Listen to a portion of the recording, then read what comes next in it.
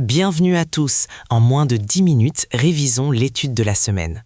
Savais-tu que la Bible, ses traductions, ont été interdites en 303, en 920, en 1080, en 1199, en 1229 et en 1234? C'est triste, Ben.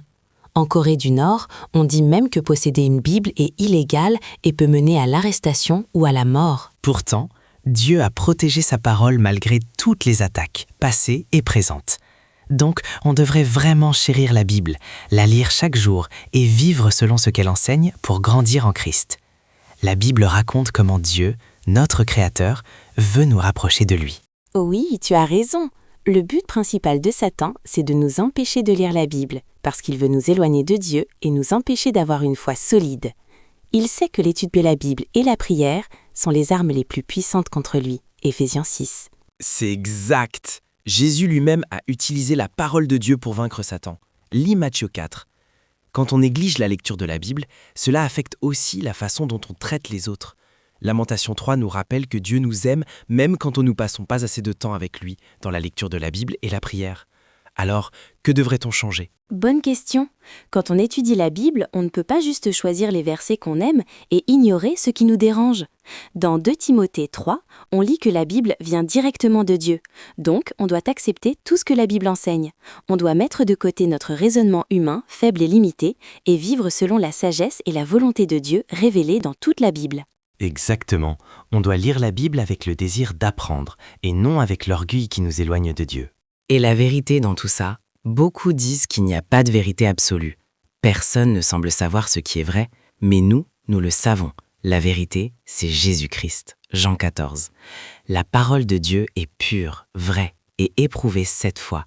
Lis Jean 17, Psaume 12 et Proverbe 30. Jésus, la parole et la vérité, ne changent jamais. Hébreux 13. Oui, et le meilleur dans tout ça, c'est que plus on lit la Bible, plus Dieu nous montre la vérité. On doit aussi ajouter que la parole de Dieu agit aussi en nous pour notre bien. Un exemple, lis 1 Thessaloniciens 2. Bonne nouvelle! Et la Bible peut sûrement changer notre vie si on prend en compte ses enseignements dans toutes nos décisions. Bien sûr, la Bible est une épée vivante à double tranchant, capable de discerner nos pensées et nos intentions. La parole de Dieu est esprit et vie. Jésus dit dans Jean 6 que la parole de Dieu peut changer notre vie, et David ajoute dans Psaume 119 que la parole de Dieu lui a donné la vie. Donc, la Bible est la nourriture de l'âme. Elle nous fortifie quand on la lit avec un esprit réceptif, un esprit de prière. Combien de temps passes-tu à lire la Bible ? Bonne question, Lise. L'un des buts de la Bible, c'est de nous aider à améliorer notre relation avec Dieu, afin de nous rapprocher de lui. Mais pour que Dieu nous enseigne à travers la Bible, on doit, comme tu l'as dit, Lise, la lire avec humilité et un cœur réceptif au Saint-Esprit, prêt à apprendre. Dieu nous enseignera si nous croyons qu'il veut nous apprendre quelque chose quand nous lisons la Bible. Exact. Par exemple, dans 1 Thessaloniciens 2, les Thessaloniciens ont accueilli la parole avec un cœur réceptif, et la parole a agi en eux. Avec un cœur réceptif, on grandit chaque jour et on devient sage à salut. 2 Timothée 3. Comment toi tu abordes la Bible ? C'est une question importante. Les paroles révèlent ce qu'il y a dans le cœur. De la même façon, les paroles de la Bible montrent le plan de Dieu pour nous purifier et nous sauver.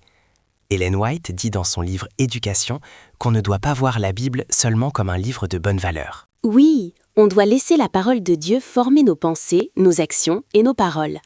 Tu sais, Ben, beaucoup de jeunes perdent la foi parce qu'ils prennent la Bible à la légère. Hélas, mais il y a encore espoir pour ceux qui se repentent. Terminons par une prière. Avec plaisir. Père Céleste, merci pour la Bible, la parole de vie. Aide-nous à la lire chaque jour avec un cœur réceptif et à vivre une vie de prière pour grandir dans notre relation avec toi. Amen. À nos chers auditeurs, n'oubliez pas de vous abonner pour recevoir chaque semaine une synthèse de la leçon.